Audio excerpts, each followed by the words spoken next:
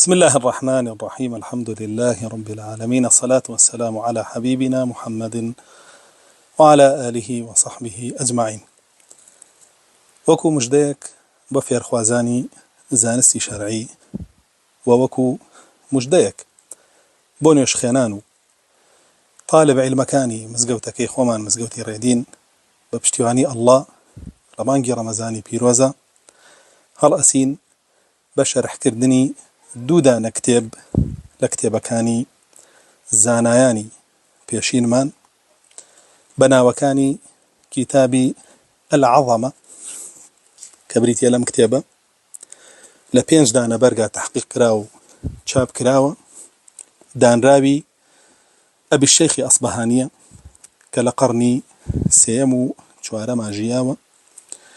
باز لە عەظەمەتی ئەڵڵاکە و کتێبەکەی پەیوەستە بە لا ئیلاهە ئیلا اللهوە هەڵ ئەسین بە شەرحکردنی کە لە 5 بەرگایە نزیکی 1300 دانە فەرموودە و ئاثارە بە پشتیوانی ئەڵڵا هەڵ ئەسین بە شەرحکردنی و دواتر لە یەکەم وانەی کتێبەکە منهەجی چۆنیەتی شەرحکردنەکەی باس ئەکەین کە ئینشاء الله شەرحی ئەم کتێبە کەوێتە دوای تەراویح لە شەوانە پشتیوانی ئەڵڵا.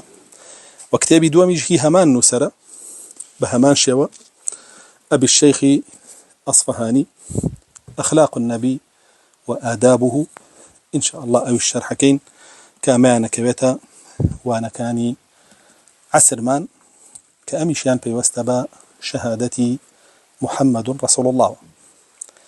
هەروەکو ساڵانی ڕابردوو کە چۆن هەوڵمانەدا ئەو کتێبانە شەرحکەین کە سەلەفی ئومەت نووسیویانە و قسەی سەلەفی ئومەتمان بۆ نەقڵەکە لەبارەی دینەکەمانەوە کە بریتیە لە تەدەبوری سەحابە و تابعی و تابعی تابعیەکان بۆ بابەتەکانی دین. ئینشاء الله ئەمساڵیش بە هەمان شێوە ئەو دوو کتێبە بە پێزە شەرح ئەکەین کە هەردووکیان هی یەک نووسەرە، هەروەکو چۆن پاریش هەردوو کتێبەکە هی ئیمامی ئەبوو جەعفەری خەڕائیتی بوو شەرحمان کرد. ئینشاء الله لە مانگی ڕەمەزانی پیرۆزە لە خزمەتتان هابین بەشیکردنەوەی ئەو دوو کتێبە.